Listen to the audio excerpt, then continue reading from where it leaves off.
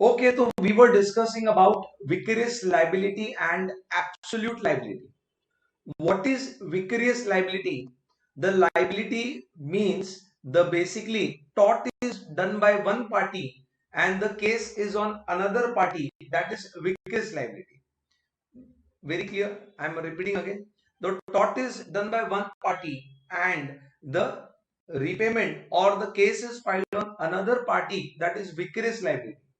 There are many cases where there is vicarious liability. If I'm taking an example, if servant or employee does something, master or employer will be liable. That is vicarious liability. Or agent does something, principal will be liable. That is vicarious liability. And generally, if independent contractor do something and basically employer is not liable, that is clear. But in Raylan versus Fletcher case, there was a situation whereby employer does something and basically independent contractor do something, but the employer was liable. In Raylan versus Fletcher case, when the independent contractor do something, the employer was liable. And to make the employer liable, there are two rules. First is non-natural use of land, and second is the basically if I'm talking about the first is non-natural use of land and second is the escape from land as per the Raylan versus Fletcher case. Then guys, for that case, who is liable? Independent contractor liable or employer liable? Tell me in the comment section who is liable. That is employer liable. There are certain exceptions whereby I am repeating what we have done. Okay, just going through it again. Okay, what we have done I am repeating again. There are certain exceptions whereby vicarious liability is not applicable. It means even though independent contractor has done something but employer is not liable. So what are the exceptions? When the employer has done the natural use of land. Second is that natural use of land. Second, if I'm talking about the employer has done with the consent of plaintiff. Third, he is doing statutory duties. Fourth, if I'm talking about natural disaster. Fifth, basically plaintiff's own default. And sixth, third party default. All these cases, vicarious liability is not applicable. Then we have come to absolute liability. In the landmark case, MC Mehta versus Union of India case, what this case have set the benchmark is that those industries who are dealing in hazardous chemicals and dealing in the dangerous goods are responsible even whether they are mistake or not mistake. If anything happens, there is absolute liability on them and this liability cannot be delegable. They are themselves liable in MC Mehta versus Union of India case. Okay, so now we are coming towards understanding of vicarious liability of the state. We are coming towards the understanding of vicarious liability of the state. So what exactly is the vicarious liability of the state? I'll give a understanding. What do you mean by state? Means government, central government, state government. See, if police commissioner do something, is the government liable?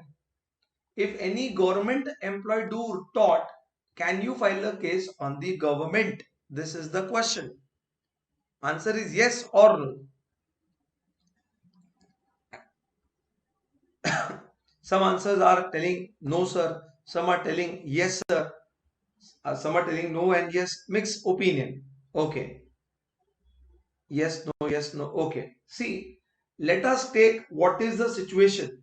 Let us take what is the situation in England, because our law is majorly based on England law. Okay, so what is the position, what is the position in England earlier? Earlier, if employee does something wrong, public servant does something wrong, the crown, the king, the government not liable. But by the passing of the law, Crown Proceedings Act, after passing the law, Crown Proceedings Act, do you understand this?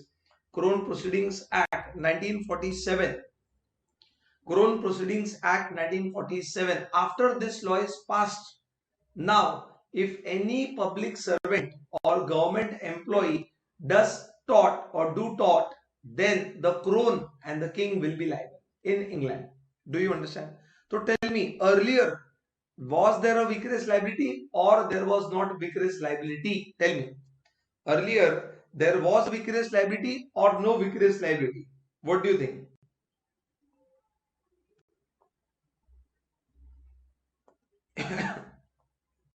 There was a vicarious liability or no vicarious liability?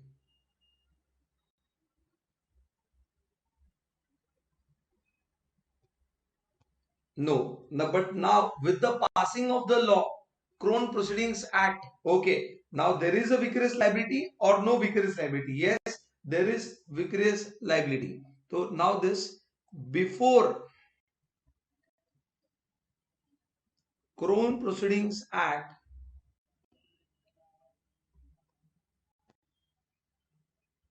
Crown Proceedings Act 1947, and now after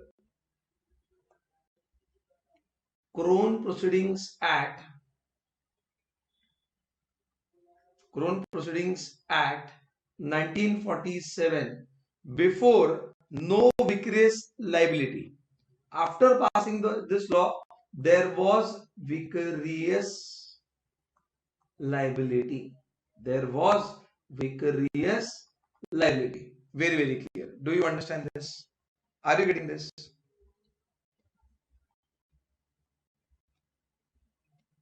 Correct. So before this, there was no vicarious liability, but now there is vicarious liability which is there. To be very frank. Okay. Okay. Now, what is the position in India if any public servant does something wrong? If any public servant does something wrong, can you file a case against the government? If employee do something wrong, is the government liable? Yes or no? Let us see.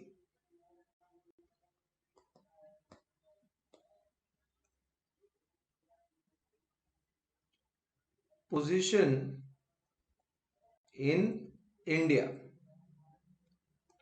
Position in India, to be very frank. What is the position in India? Okay, very simple. One, they are doing statutory duties, means for the people, by the people, statutory duties. And one, they are doing commercial duties, like they are making profit, government companies and all, commercial duty. Okay, if they are doing statutory duty, then no vicarious liability. And if they are doing commercial duty, then there is vicarious liability. Very clear? So basically, and if any case on central government, it will be filed in the name of union. And if any case on the state government, it will be filed in the name of the state itself. Union of India and the state. Okay. In this case, it will be filed. But if they are doing any statutory duty, that is for the people, that is called as, they are not liable. Government is not liable. But if they are doing commercial duty, they are liable like a private person. They are liable like a private person. But the case will be filed. Suppose it is the central government, the case will be filed in the name of union, and when it is a state government, the case will be filed in the name of state. Do you understand this? Write down this.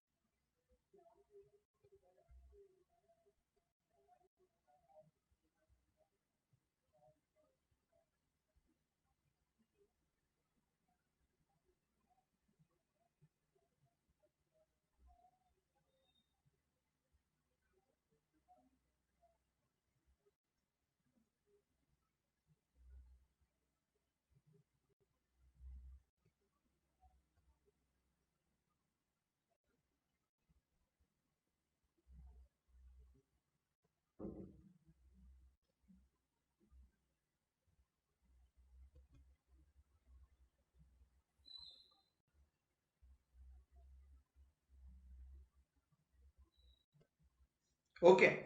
So now with this, we are done with vicarious liability. Now we'll understand certain more concept, and we are ending the topic law of torts in detail.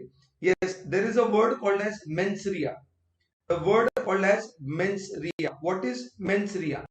Mens rea means guilty mind. It is a Latin word which means guilty mind. Do you understand? It is a Latin word which means guilty mind. Okay.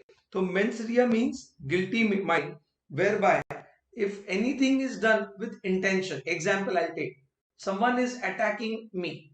To protect myself, I've taken a rod and hit him. Is it a mens rea or not a mens rea? Tell me. It is mens rea or not mens rea?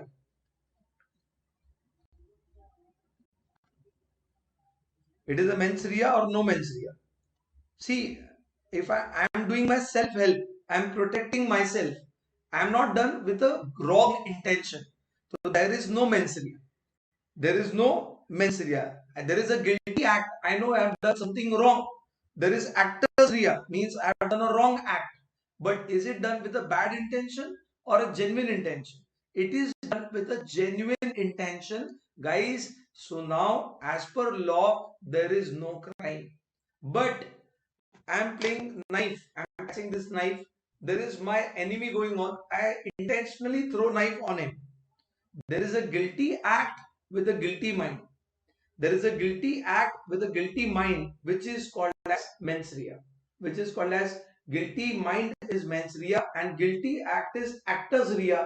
All these together is called as crime. All these together is called as crime. Do you understand this?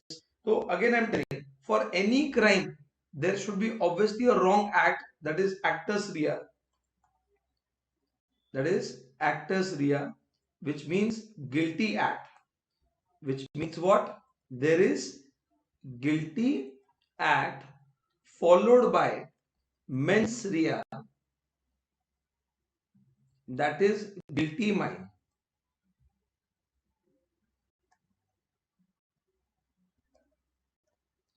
Guilty mind, that will be crime if you have done a wrong act without any wrong intention. Means to protect yourself, you have hidden the person. A drunkard is inside your house and he is making that nuisance in the house. You are pushing him, throwing him. Okay, so you have done a guilty act, but is it with a wrong intention? It is with the right intention, right? So that is not a crime. For any crime, one of the essential element is, for any crime, one of the essential element is mens rea. Are you understanding this? Are you understanding this, friends? Please tell me yes or no. Yes or no. Are you connected? Are you listening? Yes or no? Tell me, tell me, tell me.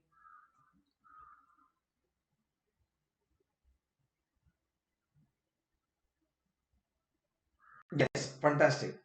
Okay. So, see, understand here. So, with this, the major topic of tort is done.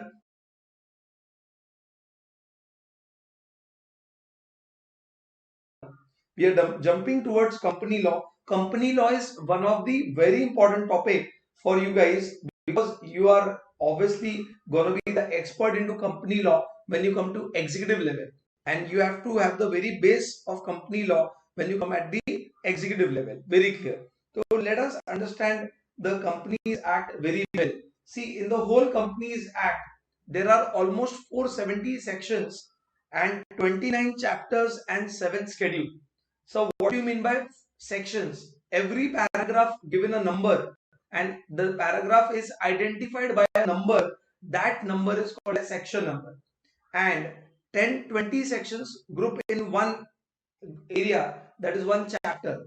So, common topic come under one area, that is chapters. And at the end of the act, there are some formats, list, format of balance sheet, list or something, detailed list that is in schedules.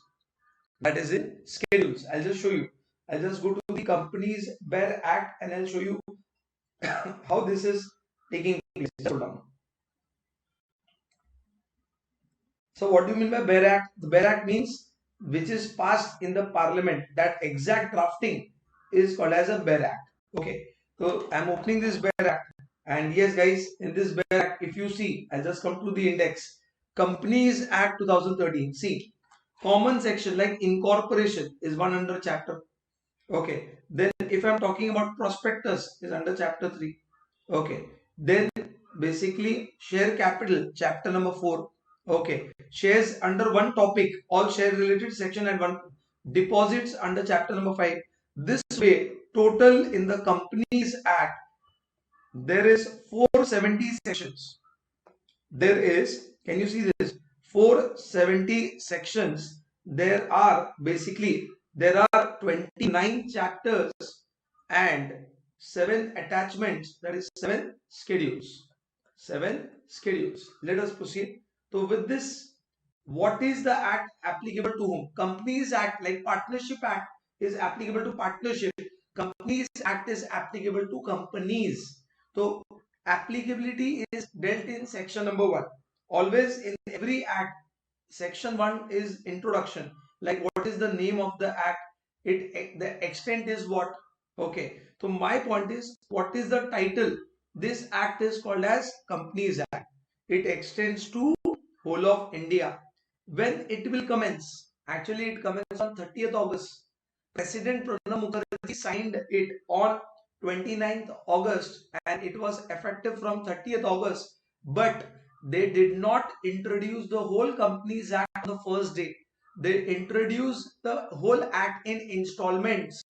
Some sections, 200 sections, then 100 section, then 100 section. So they are telling that section 1, which is introduction, will be applicable from the first day and remaining section will be applicable from the date whichever the government will notify will be applicable. I am repeating again. Section 1 which we are reading is an introduction section which is applicable from the first day itself, that is 30th August 2013, but remaining sections of Companies Act will be applicable from the respective date whichever government notify, whenever government inform, notify. See, this section means section 1 shall come into force at once and the remaining provision shall come into force from the date as the government may notify.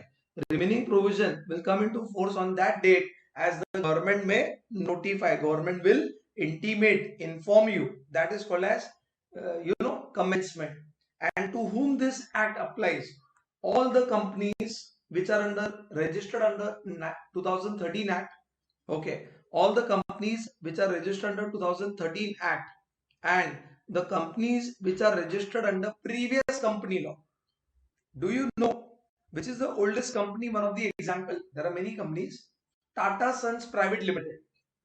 It is the oldest company in 1868. It was registered under Companies Act 1866. There are so many Companies Act which are registered under old act and old law. You won't believe. I'll just show you. See.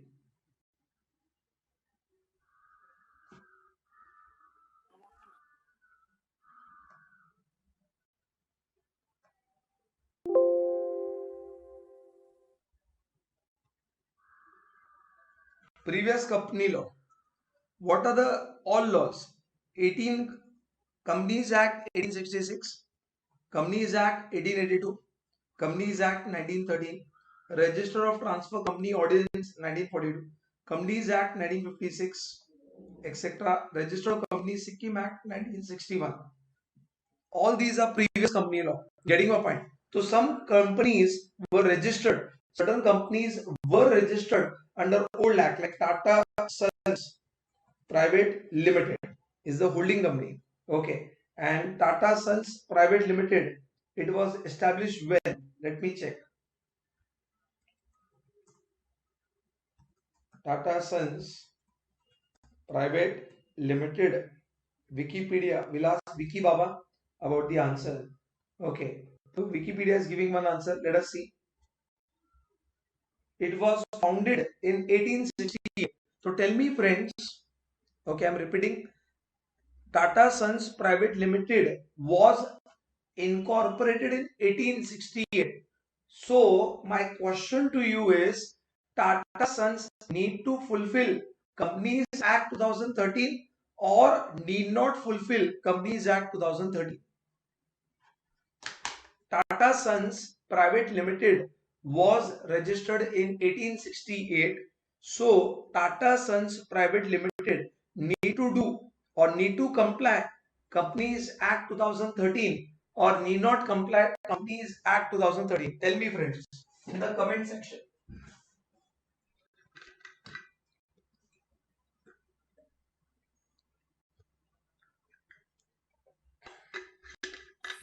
Harshit is telling it need to comply. What about others? I'm repeating my question. Tata Sons Private Limited was incorporated in 1868 under the Companies Act 1866.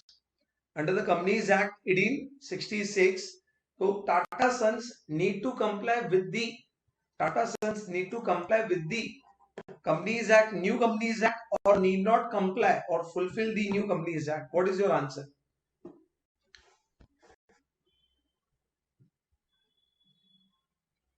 Answer is whether the company is registered under new act or old Companies Act.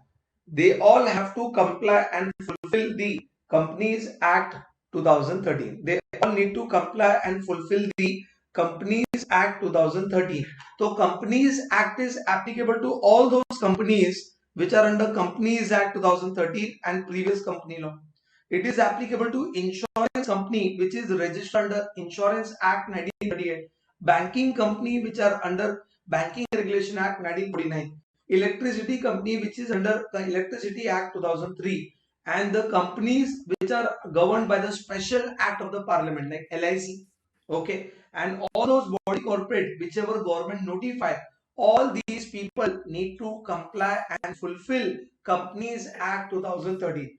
All these people need to comply and fulfill Companies Act 2013. I am repeating, Companies Act is need to be complied by those companies which are under Companies Act 2013 and companies old previous company law, insurance company, banking company, electricity company, or company under special act of the parliament, or the companies which are notified by the government.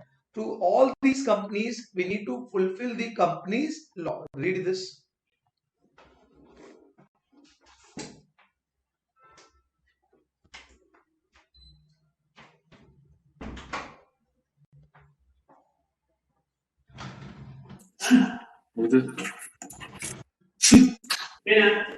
Please mute yourself, friend.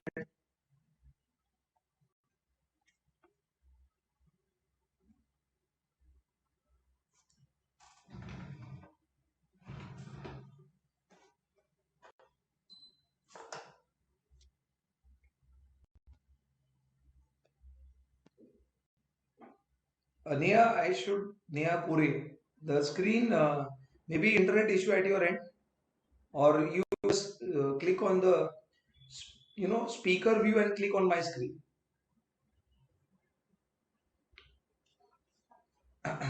Okay, so now I'll proceed. So this is about to whom the Companies Act is applicable. Now let us start one by one and one by one all the companies. First is, what do you mean by public company? Public company means which is not private company. Under section 2 subsection 71, let us go to the BER Act and let us see what is a public company. Come to section 2 subsection 71. Tell me, Reliance Industry is public or private? What do you think? Reliance Industry is public or private?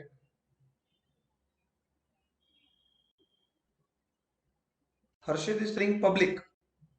See, what about others? Aditi is telling private. Mahesh is telling private. Okay, understand. The public company means a company which is not private. So let us understand what is private.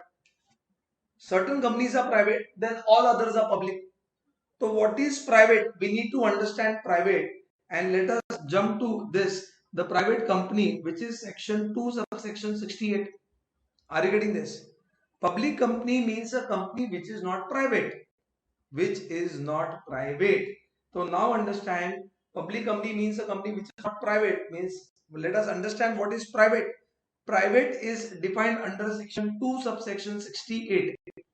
Private is defined under section 2 subsection 68. Private company. Do you understand this? So now what is the meaning of private? I am explaining you. Understand here. See, private means 3 points. Private company means 3 points. The first point is restrict, second point is limit, and third point is prohibit. So what it restrict? Transferability of shares.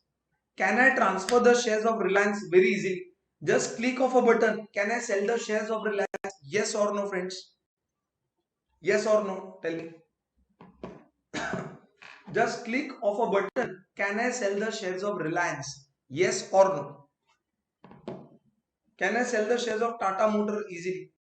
Yes, I can sell these shares. See, do I need to ask Mukesh Ambani? See, I am holding shares in your company. I want to sell it. Please give the permission. Do I need to ask him or just click of a button and sell the shares? Do I need to ask him or just click of a button I can sell the shares? That is the point. Tell me. Beta, understand here, Reliance, Tata Motors, every these companies, we can sell the share without asking. Just click the button and you can sell the shares online. Second, private company have only 200 members, not more than 200. Is Reliance is having only 200 members or more than 200 members? Tell me. Reliance is having 200 members or more than 200 members? Tell me. More than 200. And can Reliance invite public? Share, take shares, take shares. Can they invite public to subscribe their shares? Yes or no? Can they invite public to subscribe the shares? Yes or no? But a private company cannot invite public to subscribe their shares. They cannot give to the large public. They can only do among family business. 3, 4 people, 10 people who are close friends are running private company. When a public exposure is there, that is a public company. Do you understand?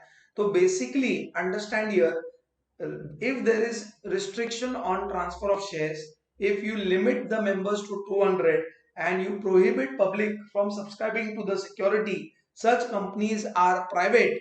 If there is no restriction on transfer of shares, if the limit is more, not limit up to 200, there is no limit, and you can invite public to subscribe the share, that is a public company. See, I'll give you an example also. One more example.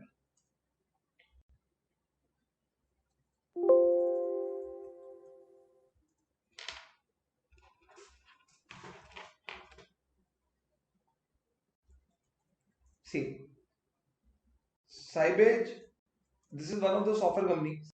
Sybase Software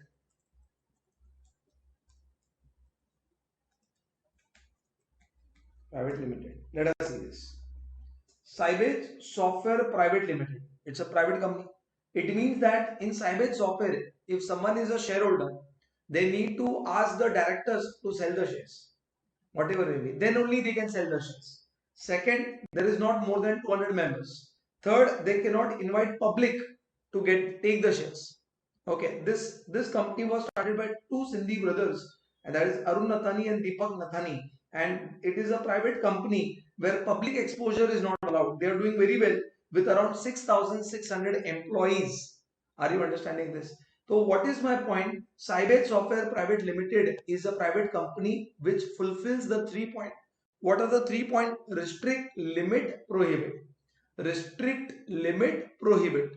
Restriction on transfer of share. You are allowed to sell the share, but with restrictions.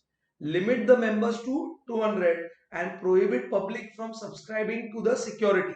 Prohibit public from subscribing to the security. But when it comes to Reliance Industry, it is, see, you have also learned private company ends with the word private limited and public company ends with the word limited. So Reliance is ending with the word limited. So Reliance is which company? Public or private? Tell me. Reliance is which company? Public or private? Yes, it is public. Can you transfer the shares easily in Reliance of Reliance? Yes or no? Can you transfer the shares of easily of Reliance? Yes or no? Yes, very clear. Can you limit up to 200? Is the member up to 200? Tell me yes or no. No. And one more thing. Can you invite public in Reliance to take the shares? Share. Yes. So Reliance is basically what? See, whenever in the law it is written as prescribed, it means that act is telling refer rules. There is Companies Act, there is company rules. So whenever everything is not written in act, it is not practically possible. Getting my point? So whenever in act there is a word as prescribed, it means that it is telling to refer the rules.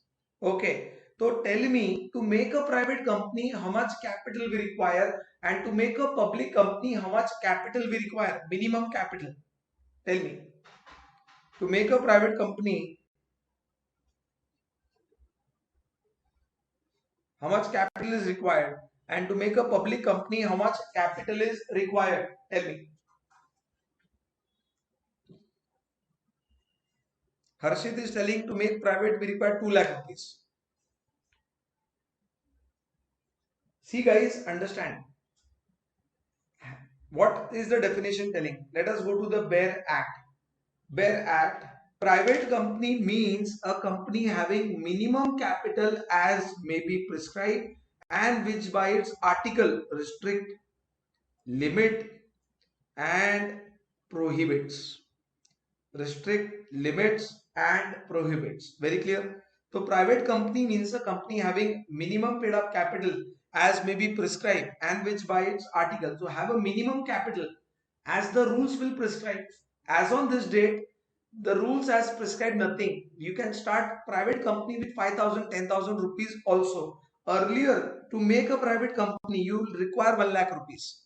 You require 1 lakh rupees, which is deleted in 2015.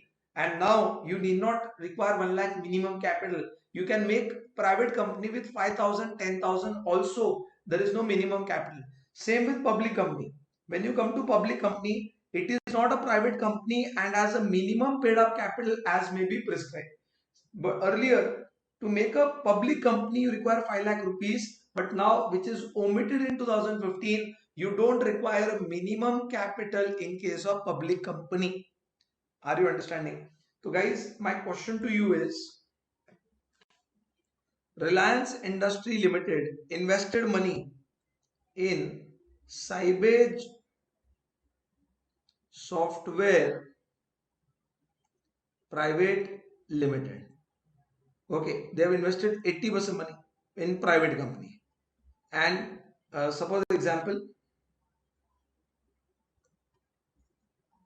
now Reliance is holding company, Sybase Software is subsidiary company. Sybase Software will be treated as dash. Option A, private company. Option B, public company. Option C, I don't know. Option D, jingle alone. Tell me. Reliance Industry invested 80% money in Sybase Software Private Limited. Sybase Software Private Limited will be treated as dash. Option A, private. Option B, public. Option C, I don't know. Option D, jingle alone.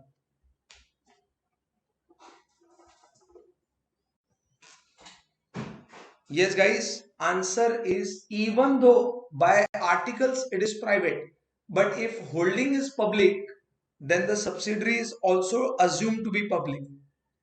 Even though by articles of association, Sybase Software is a private company, but if the holding is public, the godfather is public, then the subsidiary will also be assumed to be public, even though by documents it is private.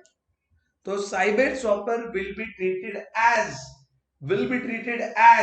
public company and not private company.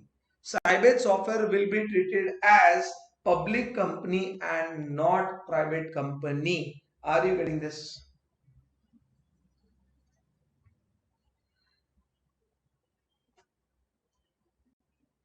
Where it is written, I'll show you. The drafting is in public company definition. See here. Section 2 subsection 71.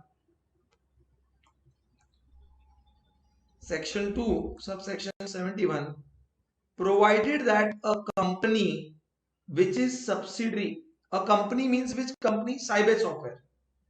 Sybase Software is a subsidiary of a company, means Reliance Industry, which is not private, means Reliance is what? Public. Sybase Software is a subsidiary of Reliance which is not private, shall be deemed to be public for the purpose of this act, even where such subsidiary company continues to be private in its articles. Shall be deemed to be public, shall be deemed to be public for the purpose of this act, even where the subsidiary company, that is Sybase, continues to be private as per the articles of association. Guys, are you understanding? Are you listening to me? Yes or no? So in short, conclusion, if Reliance Industry has invested in Sybase Software Private Limited, then Sybase Software Private Limited will be deemed to be public or deemed to be private.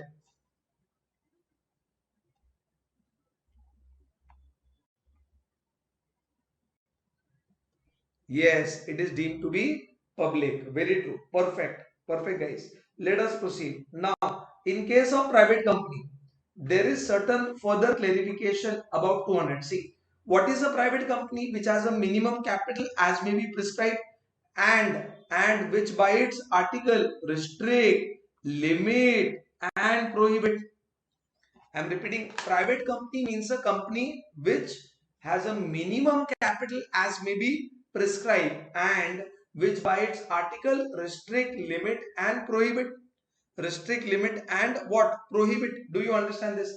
So restrict is what? Restriction is on transfer of share. Limit is on the members, that is up to 200, and prohibit the public from invitation. They don't allow the public to invite. The company cannot invite public, come and take a share.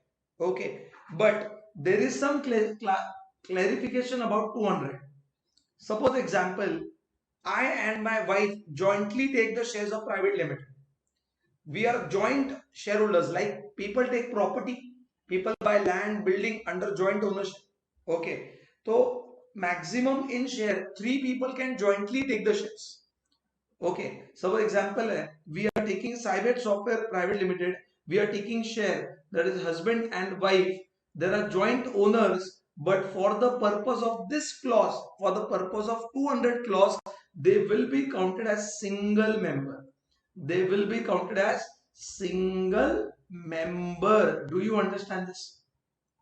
For the purpose of this clause, they will be counted as a single member in case of 200. See, if example I am taking, there are 190 members who are single members, means alone they are taking share, and there are 10 couples, that is equal to 20 people who are jointly taken the share. Okay, so really speaking, there are 190 people and 20, there are 210.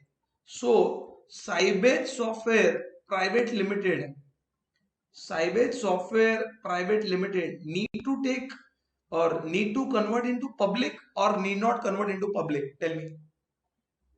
Sybase Software Private Limited need to convert into public or need not convert into public? Tell me.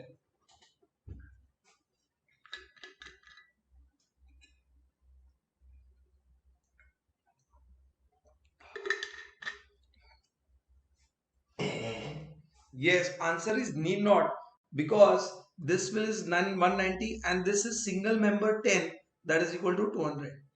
Okay, so when there are more than one shareholder who are jointly owning a share in a company, whether one share or more share, they will be treated as single member. They will be treated as single member. Let me come to the definition. Let me come to the private definition, and in private definition we'll be discussing. See, understand here.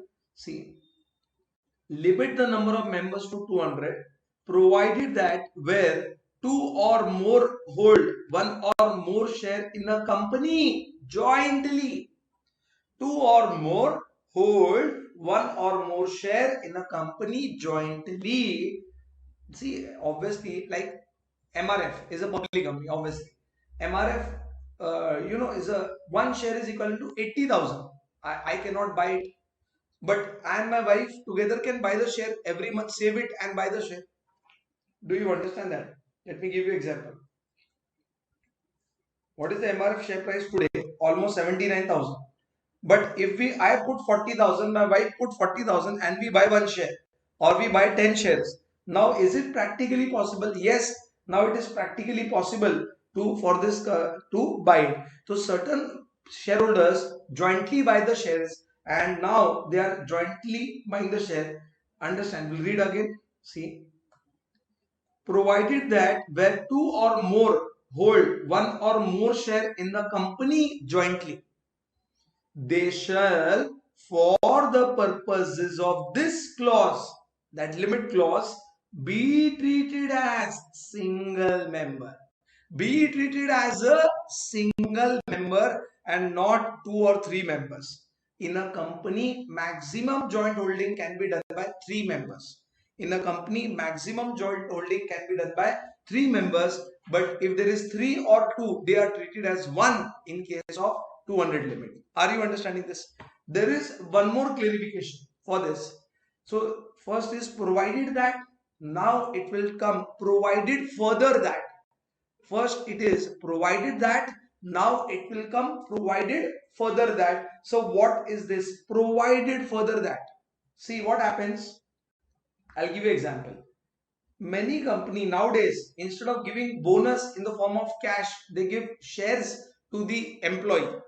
So employee who is getting shares, like Sybase Software is having 6,600 employees, and every year the employee, 10% employees who are performing better will get the shares of the company. Will get the shares of the company. Now, as a bonus they are getting, when they are getting as an incentive, that is called as ESOPs. That is called as ESOPs. So 6,600 employees, out of which 10% employees, that is 660 employee, will get the shares in the form of ESOPs, employee stock option plan. Understand here? So that is the story. Now what is happening here? Now what is happening here? That is ESOP. Now what is the exact story? Understand very well. Okay. So are they really putting money inside the company or it is just a bonus to them? Tell me. Are they real investors or they are just getting the bonus?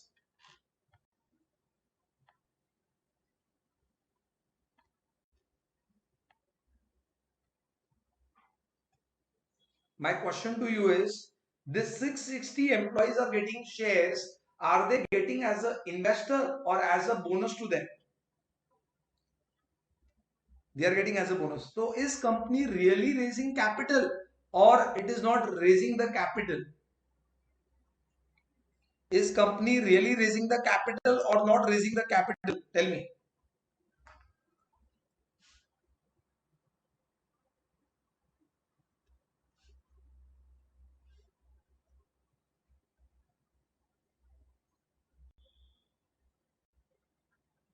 Not raising the capital. But unnecessary, this Sybase Software, if there are 20 owners and they add up this 660, it will become 680. Unnecessary, they have to convert it to public.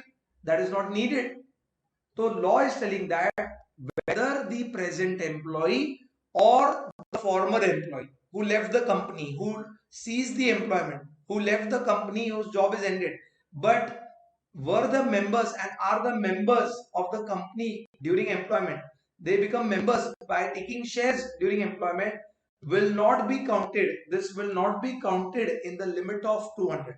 If they are counted, it will become difficult for the companies to unnecessarily convert into public and comply with more things. Are you getting this? So employees who are getting shares during employment, whether a present employee or former employee, whether present employee or former employee, tell me one thing very clear. If they are getting shares, are they counted in the limit of 200? Yes or no? Answer is no. But if out of 660, 200 employees decide to invest and take the shares, invest and take the shares. Now they will be counted in the limit of 200 as an investor, but as an employee, if they are getting shares, whether they have leave the job. See, Amazon is a highly paying company nowadays, and it is in IT obviously. Amazon gives ESOP. Every employee gets shares in the company. The employee know that even if he leave the job, but he will not leave the shares. The share will grow one day. The 20 lakh share they receive will become 1 crore share. Do you understand this? So my point is that they will never leave the share because they see a future in the company. They may leave the job but not leave the share. Such employees who have left the job and still have the shares, who are in the job and still having the share as employee, will not be counted in the limit of 200. See, read this. Provided further that person who are in employment of the company, present employee, and person who having been formerly in employment of the company, was employed, but were the members of the company while in employment and continue to be the members even after employment ceased, even if they left the job, shall not be included in the number of members. Guys, are you connected? Are you listening? Because I'm going very technical. You have to grow a lot. You have to grow a lot. Are you understanding? Tell me, friends. Yes or no?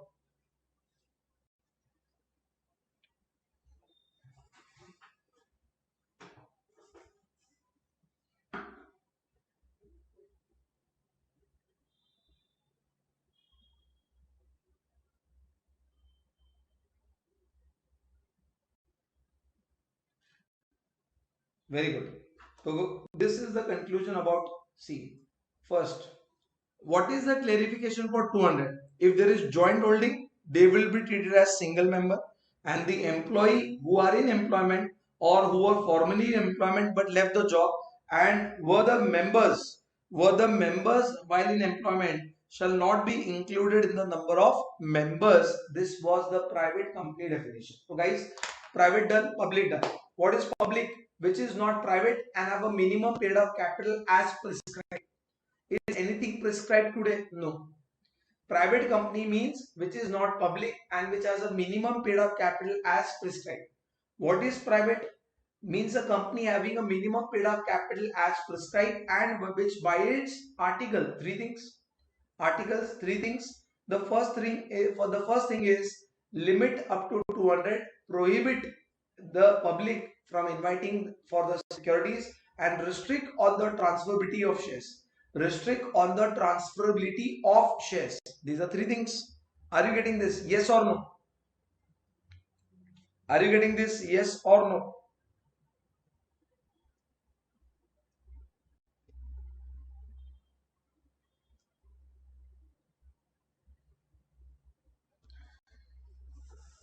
Correct. Now, in case of 200, if there is a joint holding, they will be treated as a single member. And if it is an employee, whether former employee or present employee, they will not be included in the limit. Okay, that is a very clear case. Okay. Now, let us jump to the next definition. Let us come to the next meaning, government company. In those company, which is basically minimum 51% is held by central government, state government or governments, and partly by central government and partly by state government or governments. Such companies in which not less than 51% is held by the government, it is called as a government company. It is called as a government company. Do you understand this? Example, Bharatiya Heavy Electrical Limited. See, government do work in three fashion. Either government make a department which is called as ministry, Ministry of Railway, Ministry of Post and Telegram, Ministry of Foreign Affairs, Ministry of Internal Home Affairs. Getting my point? So that is ministry. Either government pass law and make a body, statutory body. Okay, that is SEBI, RBI, or either government register a company under Companies Act and put money and start doing the work. There are three ways government do the work. The very first type is make a ministry. Okay, make pass a law and make a statutory body, RBI, SEBI, ICSI, ICI, or register a company under Companies Act, invest money in the company and start the work. When the government is investing in a company more than 51%, whether alone or with the other state governments or state government alone, that is company is called as a government company. Very, very clear. See, it may happen that Maharashtra government, Karnataka government, Rajasthan government form a company, put money to make highway and connect the three states. So it is a government company. It may happen that Maharashtra government alone make a company to supply electricity to the people. That is again a government company. Or it may happen that central government and Maharashtra government come together, make a company and make a port. They make a airport. That is again a government company. So it may happen that central government is alone investing. One of the state government is alone investing, more than one of the state government are investing, and central government and one state government, central government and one or more state governments are investing in a company which is not less than 51%, which is called as government company. Section 2 subsection 45. I'll give you example like Hindustan Aeronautics Limited.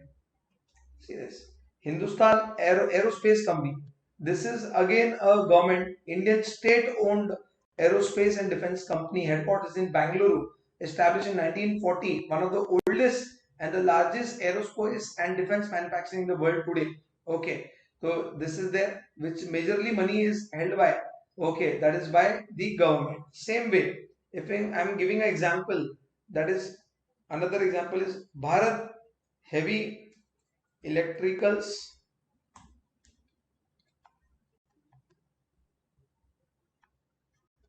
See this.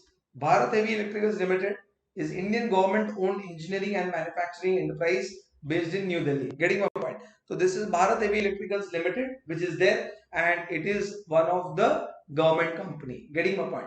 So what is government company? Let us come to the BER Act and understand section 2 subsection 45, whereby what is a government company? Understand here.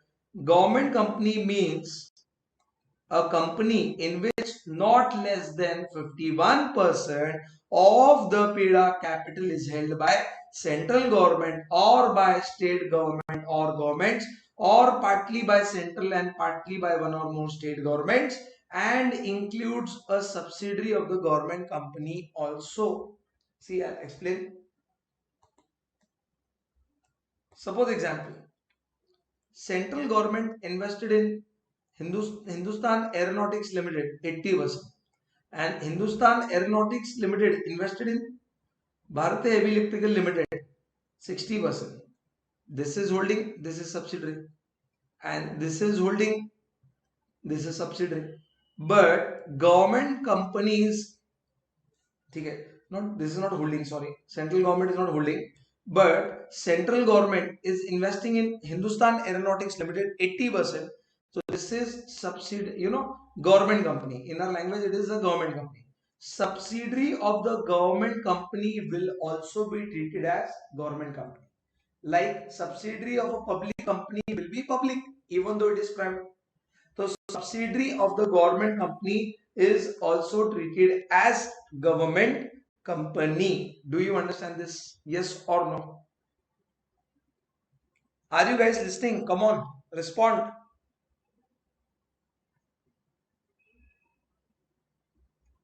So read this. Government company section 2 subsection 45.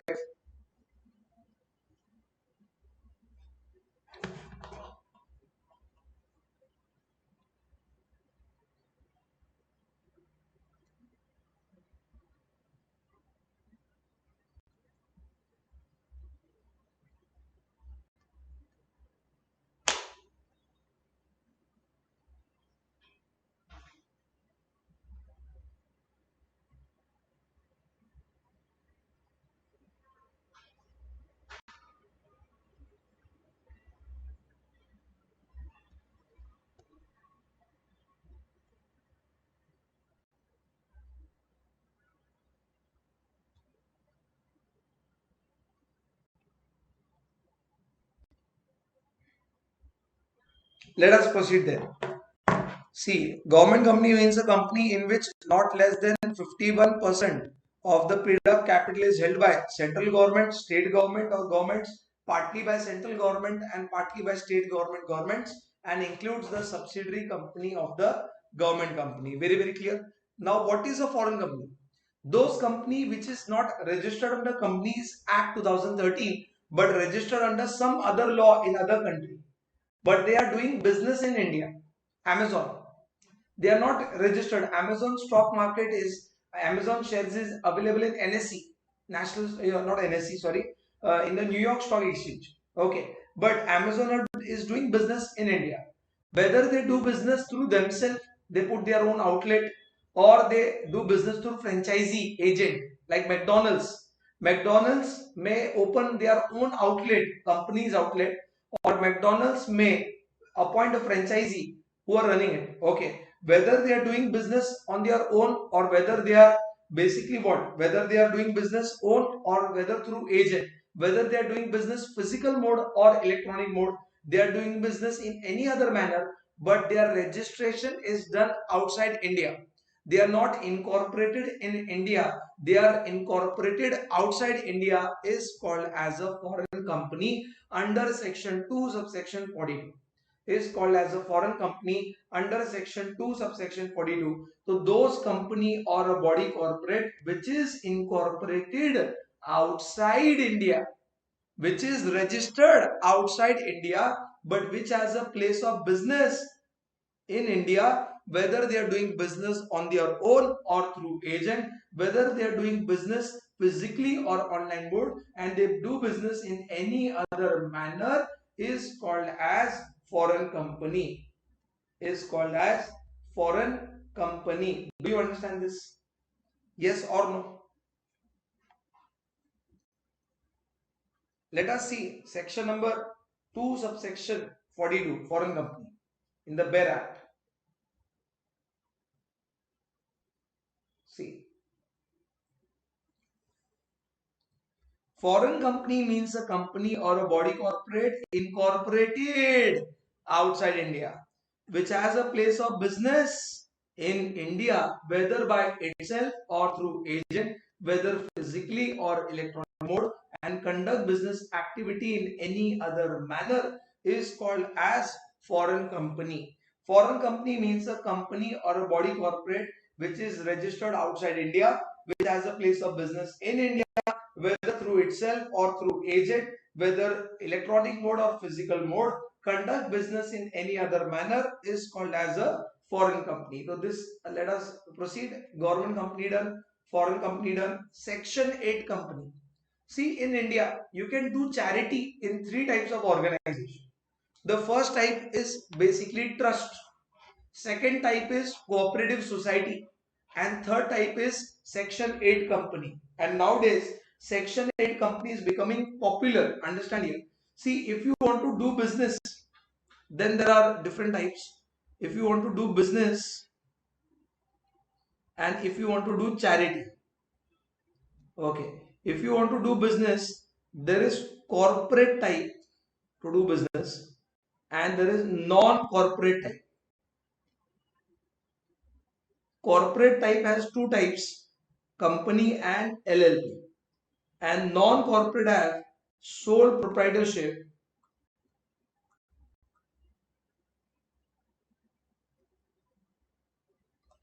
partnership, and HUF. Sole proprietorship, partnership, and HUF. But in charity is done in 3 types. That is basically trust.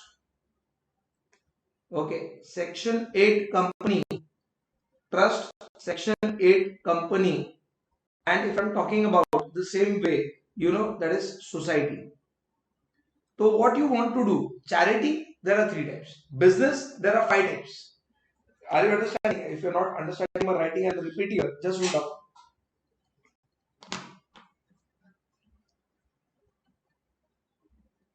See, if you want to do business, first type is sole proprietorship.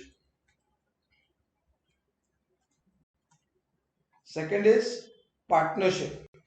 Third is Hindu Undivided Family. Fourth is company form. And fifth is LLP. If you want to do charity, the first is trust, second is society, and third is Section 8 company. Are you understanding? So these are the way. When you are doing charity, Section 8 company is the best. Section 8 company never use the word limited or private limited. They generally use the word foundation, federation, council, electoral trust.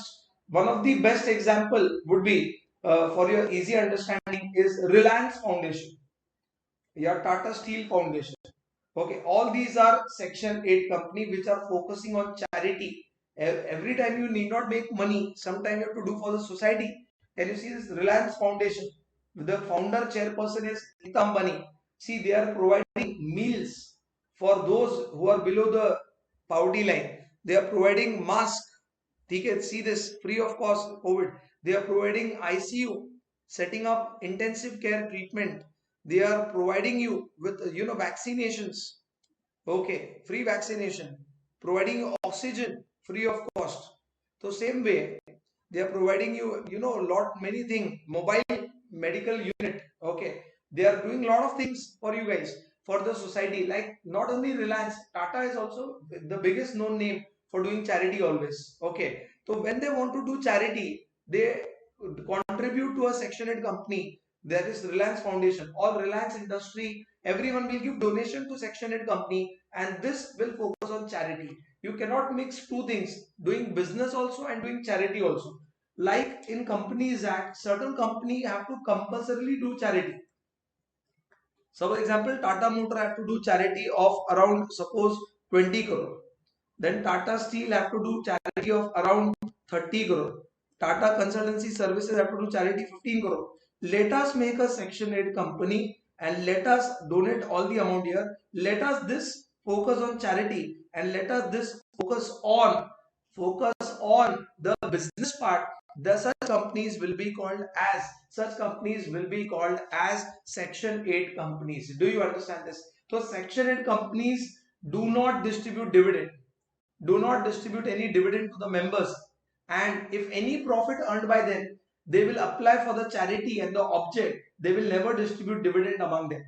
Sir, how they will earn profit? If they are doing charity, they are not doing any business, how they will earn profit? Suppose example, say this Tata, yeah, Reliance Foundation got 100 crore. They don't require 100 crore today. They put in FD 20 crore. On this FD, they earn interest. This interest they will apply for object. Suppose they have a 1 acre land and some 20,000 square feet is not usable. Now they use only 80,000 square feet. So they have given on rent. This rent is a profit. They will apply for the object. If they earn by chance, if they earn by chance, they will apply for the object of the company. That is called as Section 8 company. Understand here. So let me come to this Section 8 company. Let us come to the BER Act and understand Section 8 company.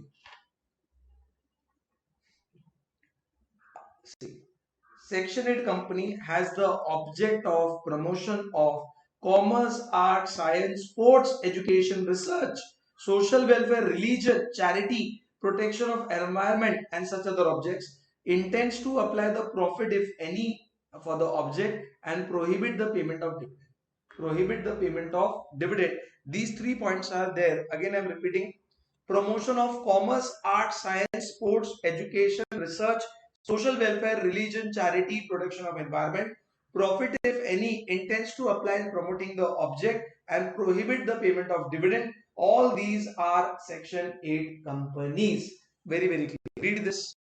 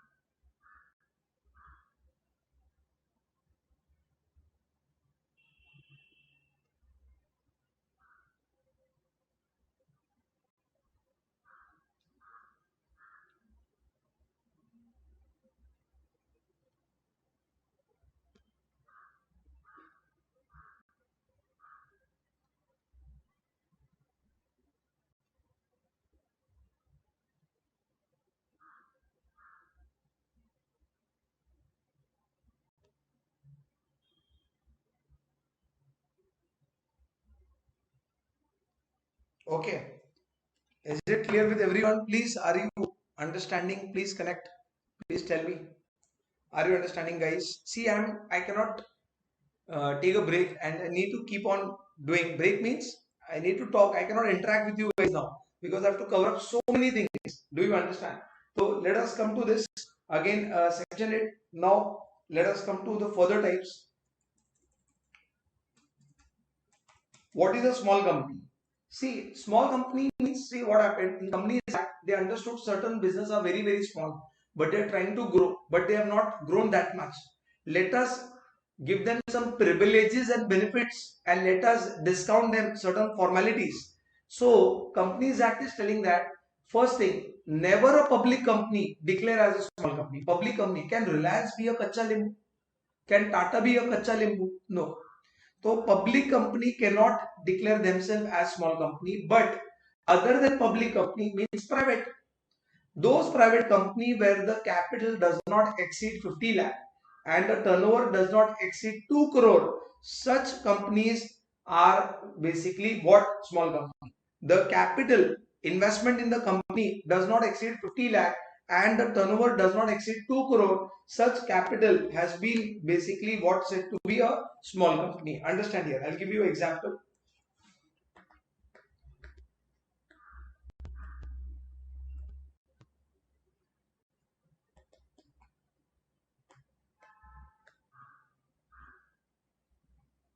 Small company means other than public,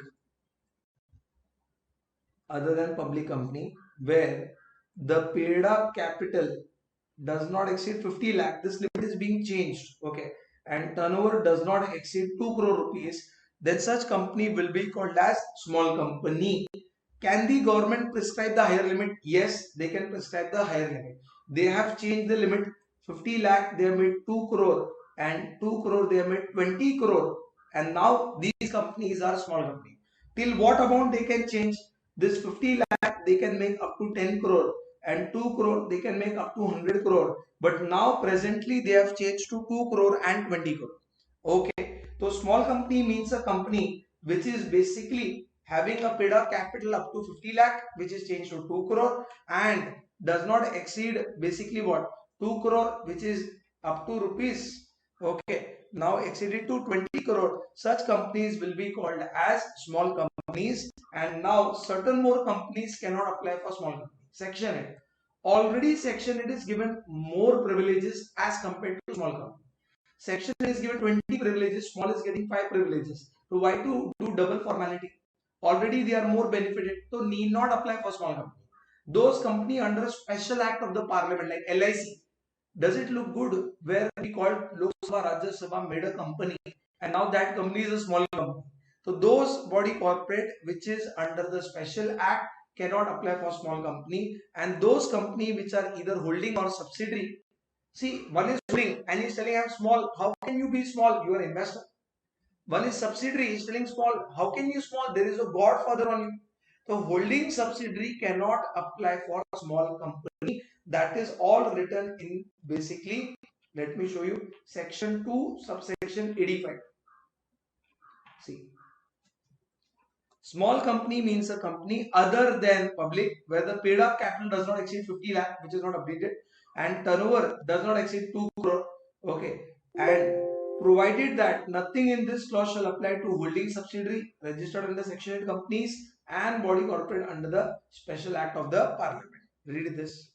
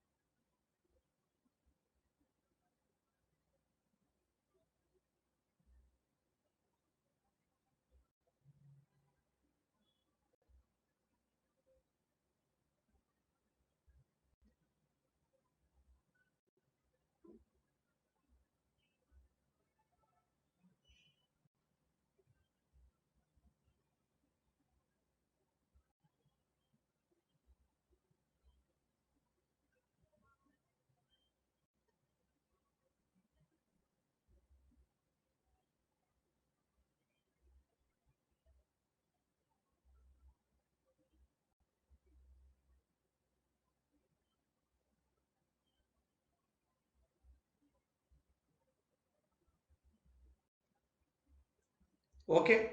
So now let us proceed. Did you any query till now? I'll wait for your queries. Small company done, section 8 company done, public done, private done. Okay, government company done, foreign company done. Guys, are you getting it? This is your basics. Please respond. Are you listening to me? You have to make the efforts. Come on. You have to take a lot of efforts and grow. Then only everything is possible. Okay. So this is about small company. This is about your small company. Let us proceed further. Let us proceed further. Let us see more things and more discussions are to be done. Wait, hold on.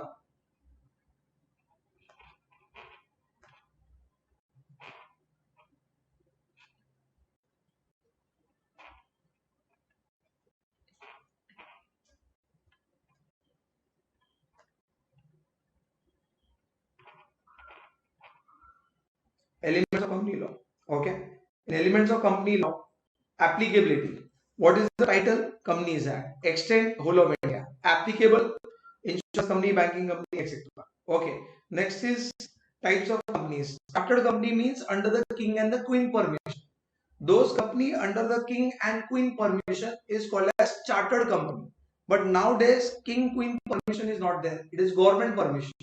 Registered in the Companies Act. So earlier it was king queen permission, which is called as chartered companies. The best example would be East India Company. Statutory companies which is established under the special act of the parliament. Statutory companies which is established under the special act of the parliament, and registered company means under Companies Act 2013. So chartered company means king queen permission. Statutory company means special act. You have established under the special act, and registered company means under Companies Act 2013. Okay, very clear. Then private you have done, public you have done. OPC. Nowadays the law wants small businessmen also to take the benefit. So a single member now also can make a company and do business, that is OPC, one person company, under section 2 subsection 62. Let us come to the OPC part. Under section 2 subsection 62, that is OPC. Check this. OPC means a company which has only one person as the member. OPC means a company which has only one person as the member under section 2 subsection 62. Are you understanding this? Yes or no? Yes or no? That is OPC.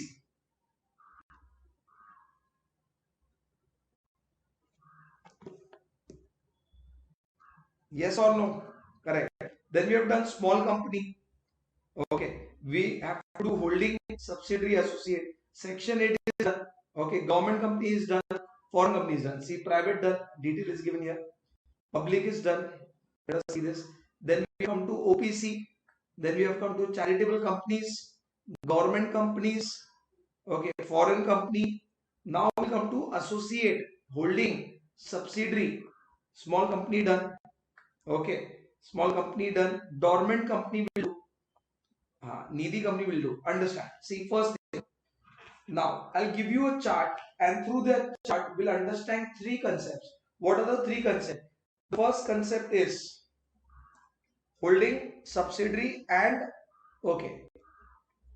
Yes, obviously, sole proprietorship.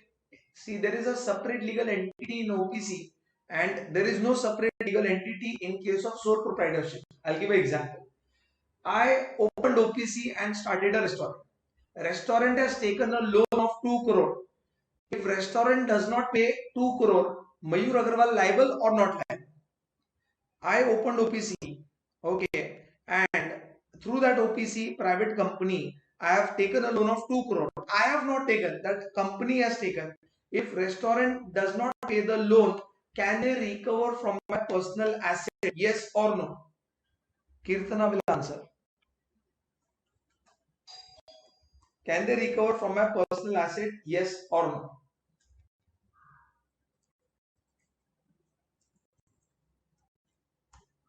Answer is no. But guys, if I open a sole proprietorship and open a restaurant, and that sole proprietor firm has taken a loan, and the restaurant does not pay the loan, then can they recover from my personal asset now? Yes. So that is a major difference between sole proprietorship and OPC. Just see this chart. Just hold on and just see this chart. See this chart. I'll just zoom it for 1 minute.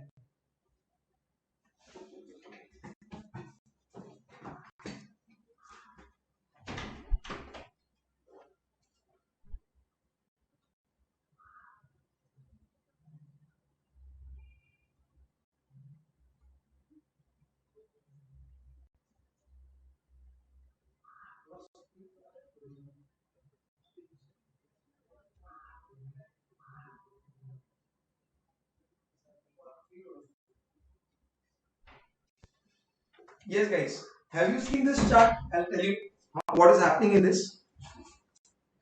There is Tata Sons.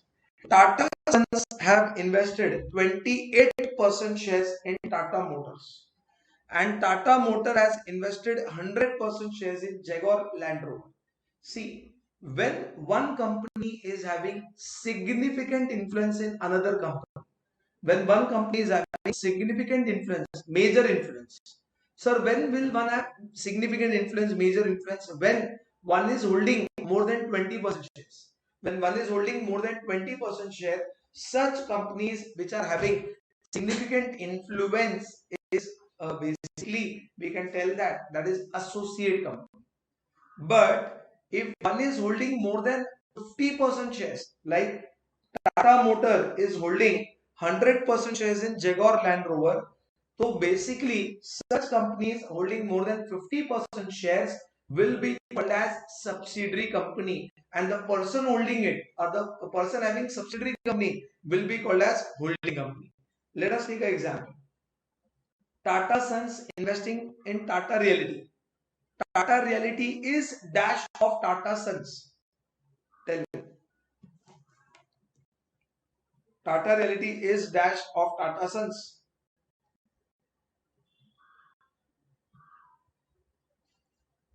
Yes, it is a subsidiary and Tata Sons is holding. Same way, Tata Sons invested in Titan 25% shares. Tata is invested 25% share. What is the relation between Tata Sons and Titan?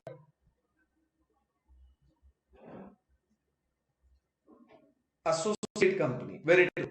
So 20 to 50% share associate, above 50% share, above 50% share is basically the holding company. Above 50% share is basically the holding company. Very, very clear.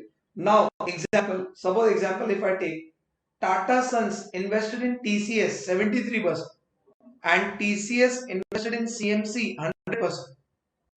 Tata Sons invested in TCS 73% and TCS invested in CMC 100%. What is the relation between Tata Sons and TCS? What is the relation between Tata Sons and TCS? That is holding and subsidiary. And what is the relation between TCS and CMC is holding and subsidiary. But what is the relation between Tata Sons and CMC? What is the relation between Tata Sons and CMC?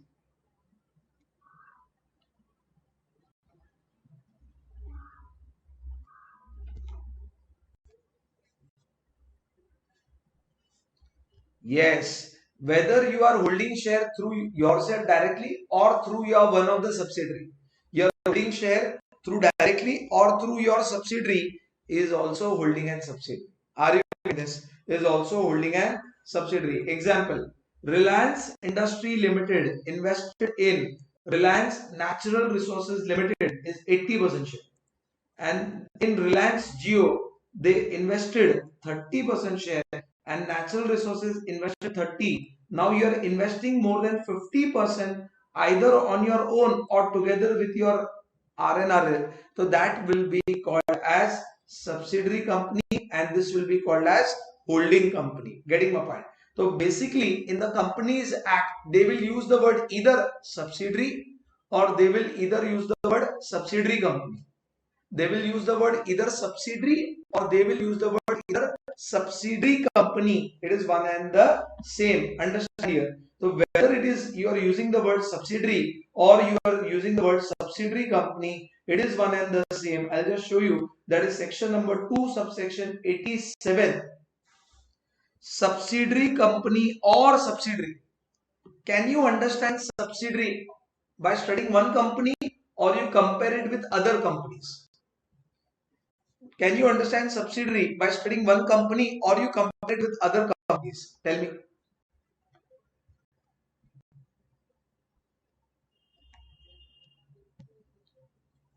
Can you understand subsidiary by comparing itself or you compare it with other company? You have to compare with other company in relation to another company. In relation to another company, as per our example, in relation to another company, compare the TCS as compared to Tata Sons. That Tata Sons will be called as holding. That Tata Sons will be called as holding. That is to say holding company. That is to say holding company. Compare with the other company. That other company will be called as holding. Means a company in which means a company means TCS, in which other company Tata Sons is doing what? Controlling the composition of board of directors. They are controlling the board of directors and they are controlling half of the total share either on its own or through its subsidiaries. One and the same. I am repeating again. Subsidiary company or subsidiary in relation to other company, that is to say holding company, means a company in which the other company control the composition of board of directors or exercises or control more than half of the shares either on its own or together with one or more subsidiary. Do you understand this? It's just the language. See this chart. Are you listening? Come on, friends. Are you listening? Yes or no? Yes. Very good. Subsidiary company or subsidiary in comparison with one or more company means a company in which the holding company, what it does, control the composition of board of director, exercises control more than half of the total voting power either on its own or together with one or more subsidiary. I'll just zoom this slide. Just see it for once.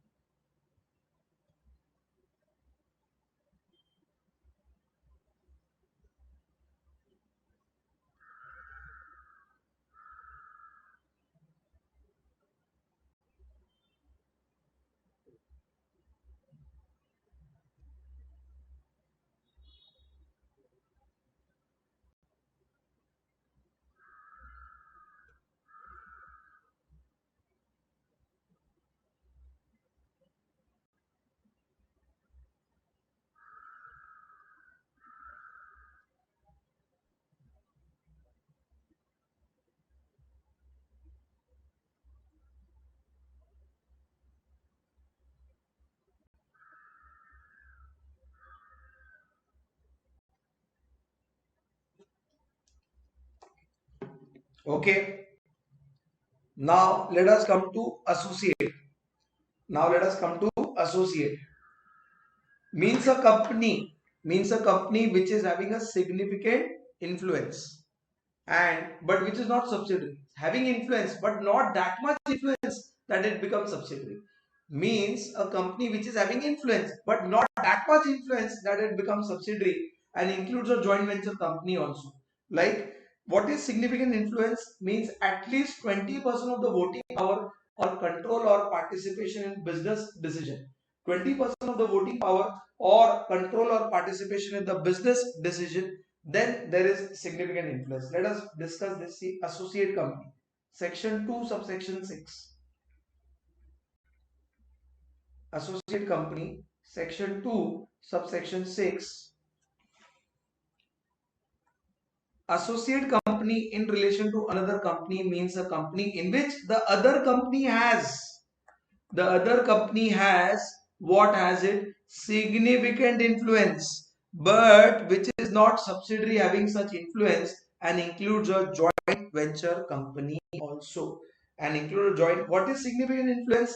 At least 20% of the voting power or business decision. Very clear. And what is holding? Section 2, subsection 46. See, subsidiary 87. Section 2, subsection 87, subsidiary. Section 2, subsection 6, associate. And section 2, subsection 46 is holding company. Section 2, subsection 46 is which company? That is holding company in relation to one or more company. Compare with other company means a company of which such companies are subsidiary. If the company is having subsidiary company, then the company which is having subsidiary company will be called as holding company.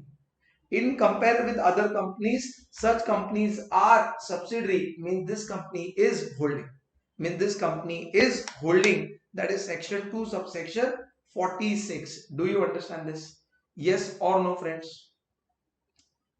Section 2, subsection 46, in relation to one or more companies means a company of which such companies are basically subsidiary company. Read this.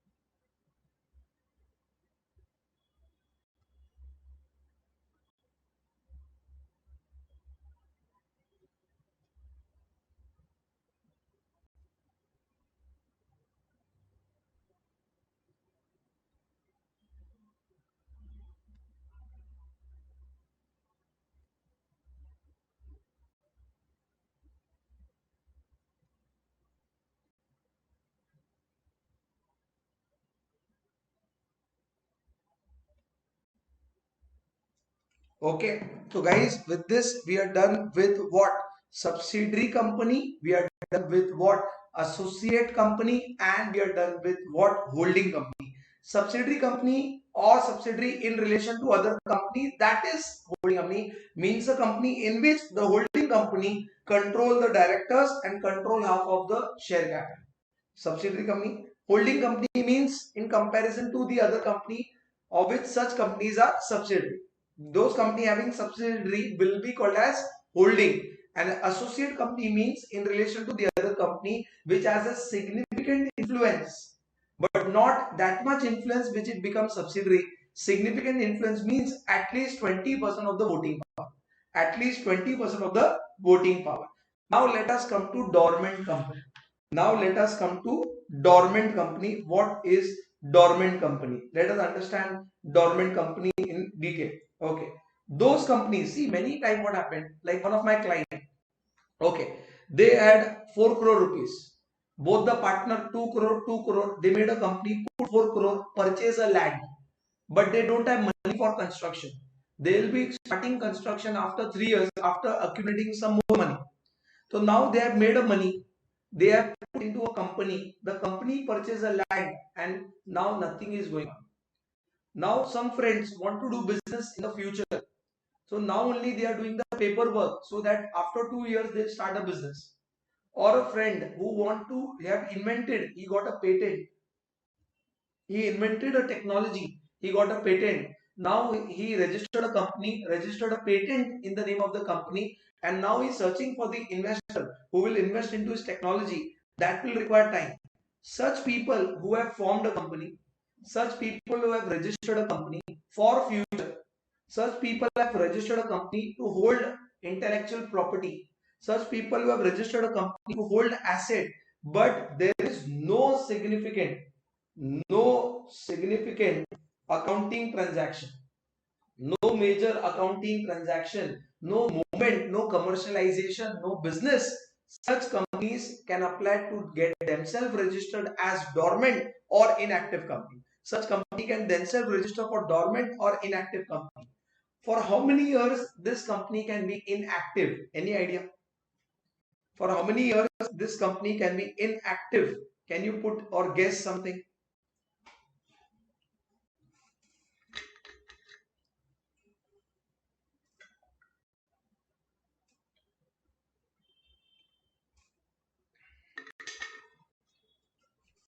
It is for 5 years, not more than 5 years. You can enjoy the dormant status. So what is the benefit of getting dormant? There are little bit of exemptions. Instead of 4 board meetings, hold 2 board meetings. There are other benefits. So such companies which is for future project, such company which is just holding asset and holding intellectual property and there is no significant accounting transaction, such companies which are formed and registered will be called as dormant company. Very, very clear. So dormant company means not having any SAT, significant accounting transaction. What is SAT? See, if this 4 is happening, if this 4 transaction is happening, it is not SAT. But other than these 4, that is a SAT. Example, if you are paying ROC fees, you do business or you don't do business. You have to pay ROC fees. It is not SAT. If you are allotting share, you need to accumulate money. That is very common. Then only you start business. By allotting share and collecting money, did you start any business? No. You are doing fulfillment of law, auditor fees.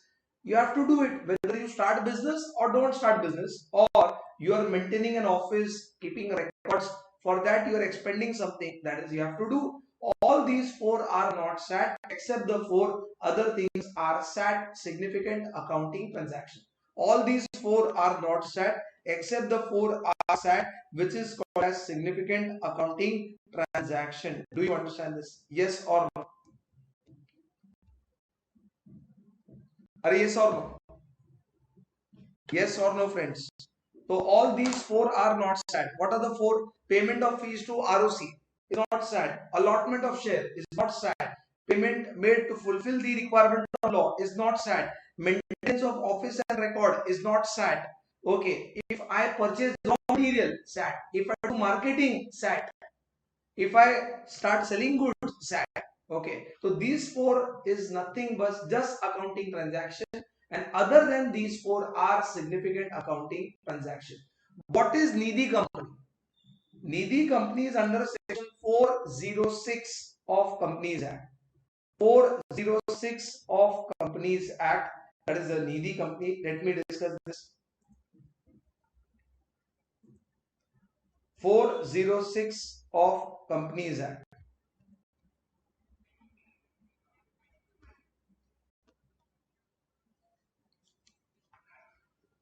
406. Are you listening? See, Nidhi company accept deposit from members and lend to members also. Nidhi company accept deposit from members and lend to members. Then what is the difference between Nidhi company and a bank? Nidhi company take deposits and lend money. Take deposits and lend money. Take deposit at 5%, lend at 8%. Take deposit at 4%, lend at 10%. That is their business. But what is the difference between Nidhi company and banking company? Tell me.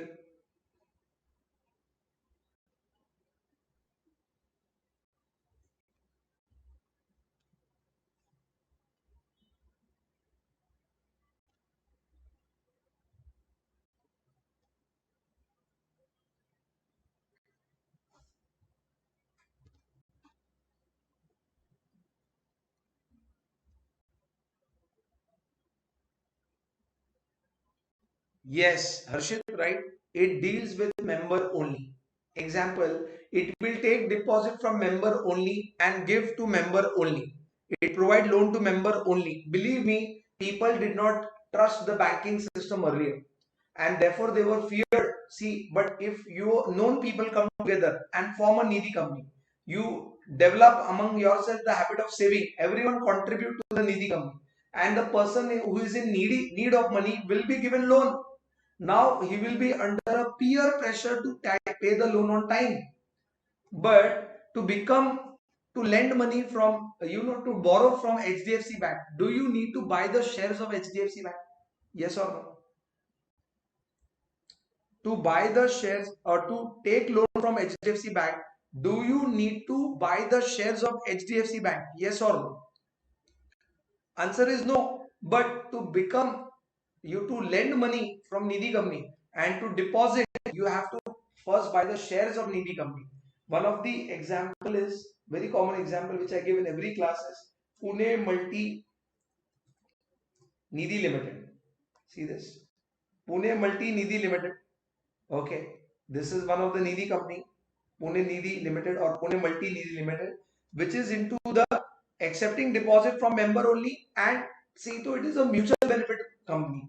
We are for the member, by the member, of the member. We don't deal with non-members. We only deal with members, which is called as Nidhi company under section 406. Under section 406, which is a Nidhi company. Do you understand this? So let us see this, understand here. What is a Nidhi company? Nidhi company means a company which is registered as Nidhi and with the object of cultivating the habit of thrift, cost cutting and saving amongst the member, receiving deposits and lending to members only for the mutual benefit and which comply with the rules provided by the government. Central government has provided Nidhi rules 2014. Central government has provided Nidhi rules 2014. I'll show you Nidhi rules 2014, which Nidhi company. See Nidhi rules. Okay, 2014. They need to comply with the government rules, and they are also called as mutual benefit company, social benefit company, and this is happening, which is under section 406, which is under section 406. Very very clear.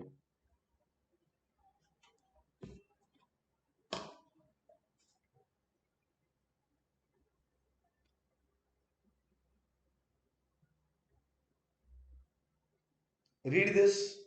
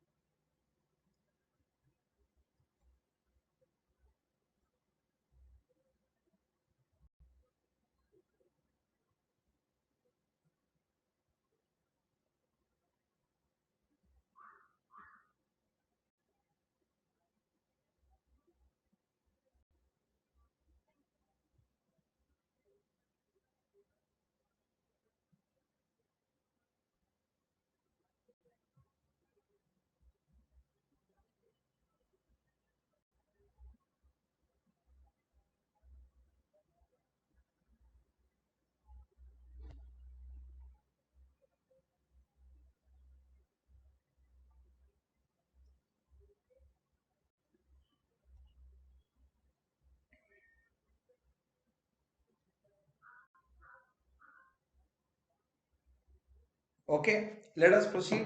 So this was about your Nidhi company. Okay, so we are done. Now let us see what are the types left. Okay, dormant company, yes. Small company, yes. Subsidiary holding, associate company, foreign company, government company, charitable company, public company, private company. Understanding this? Yes. Now, what is company limited by shares and limited by guarantee? Very simple. Understand. My question to you is, if shareholder invest money, so what is his liability towards company? One is no liability,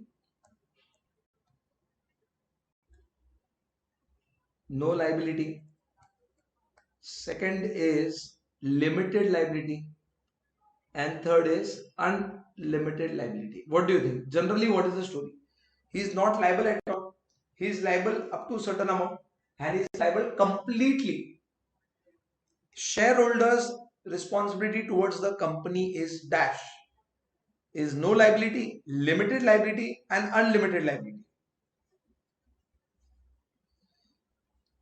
Yes friends, he is having a limited liability.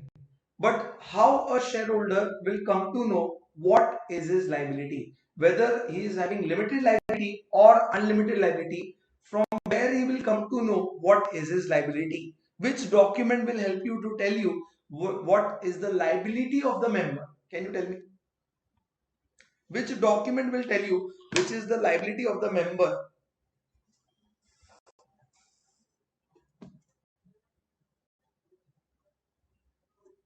Yes, Harshit, very true, perfect. That is memorandum. That is the memorandum of association. Very, very clear. So that is the memorandum of association. Memorandum of association will tell you what is the liability. This is limited by share. And there they will put in the liability clause. When I'm coming down, I see a liability clause and the liability of the member is limited. So what is your liability, whether limited or unlimited, will be mentioned in memorandum of association. One of the very important document which talks about your responsibility towards the company. So suppose Reliance do not pay 10,000 crore loan and I am one of the shareholder. Can the state bank come and sell my property and recover the loan? Yes or no? Can they sell my personal property and recover the loan? Yes or no? Answer is no. Very, very clear. They cannot sell my property and recover the loan. Answer is no. Very, very clear. So that is the first thing. Okay. The liability is limited and now they can only recover what I promised to pay on the share. Suppose I said I will take 1000 rupees 20 share. I will give 20,000. I have given only 5,000. Pending is 15,000. They can recover only 15,000 which is unpaid on the shares. They cannot recover extra 1 rupee single extra from me. Only recover 15,000 which is called as limited liability. Which is called as limited liability. Do you understand this? Yes or no, friends? Which is called as limited liability, which is clearly mentioned in the memorandum. Which is clearly mentioned in the memorandum. Okay. So if I have paid the money 20,000 rupees share, I have already paid 20,000. Can they recover anything from me? No. If not paid, then they will recover. That companies where member liability is limited, those companies where members liability is limited, how much limited? Up to the amount unpaid on the share, not paid on the shares.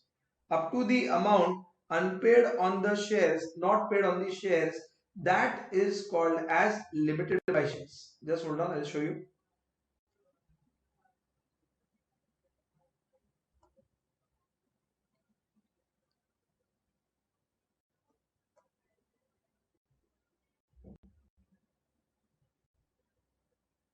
Yes, see this. Section 2, subsection 22, company limited by share. It means a company having the, it means a company having the liability of the member limited. How much and who is telling this? The liability is limited by the memorandum. And how much amount they are telling? To the amount if any unpaid on the shares held by them. To the amount if any unpaid on the shares held by them, that will be called as limited by shares. To the amount unpaid on the shares held by them will be called as limited by shares. Very, very clear. Read this. See, what is the member liability? Limited or unlimited? Limited. Who is telling memorandum? How much is? If any amount which is not paid on shares, unpaid on the share, they have to pay that much only. That is called as limited by share. But unlimited company can also take place. Member is ready to take the whole responsibility. This is not popular. The popular is limited by share. So those company where members liability extend to the whole liability of the company, he will contribute, he will sell his personal asset and pay all the liabilities of the company. That is unlimited company, section number 2, subsection 92. Section number 2, subsection 92. If I'm coming here,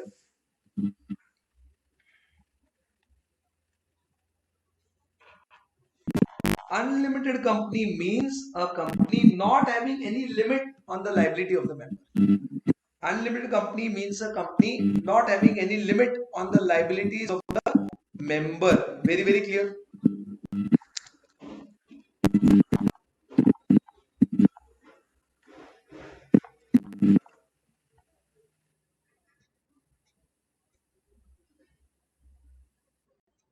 Okay, very clear. Are you understanding this? Yes. So, if there is a limit, and what is the limit? Up to the share money, limited by share. If there is no limit and you are completely liable, unlimited company. And there is one more company, section 2, subsection 21, limited by guarantee. Section 2, subsection 21, limited by guarantee. I'll give you an example for this. You will understand it better. Example, Ramdev Baba and his partner incorporated a company, and under that company they are researching a cancer medicine. Ramdev Baba and his partner has invested 1000 crore. Ramdev Baba and his partner has invested 1000 crore and they are researching, and they require more 2000 crore. They approach a bank. Bank is telling that if the research is not successful, how will you pay money? Our money is at a threat. Ramdev Baba is sure that they will get the medicine. Ramdev Baba is telling that, see, 1000 crore I have invested and I guarantee 1000 crore more. If company need to be shut down, I will pay more 1000 crore as a guarantee amount. If company is not able to pay your money, I will personally pay 1000 crore. We both will personally pay 1000 crore. So Ramdev Baba has taken two commitments. One, to pay the share money, and second is the guarantee amount. And the guarantee amount can be recovered only on winding up liquidation, only when the company need to shut down. And the day company shut down and banker do not get their money, they will personally pay the guarantee amount 1000 crore. Now banker is confident. See, Ramdev Baba invested 1000 crore. Ramdev Baba and his partner are ready to give guarantee of 1000 crore. So now they are ready to give 2000 crore and take the risk. So when what is happening, member liability is limited. Who is telling limited? Memorandum. How much? Up to the amount they contribute in the event of winding up. They are ready to contribute in the event of winding up. Such is called as limited by guarantee. Read this. Company limited by guarantee means a company having the liability limited to the memorandum to the amount which members respectively undertake to the contribute to the assets in the event of being wound up. If the company is wound up, they are ready to contribute extra amount, some fixed amount, that is called as limited by guarantee. Read this.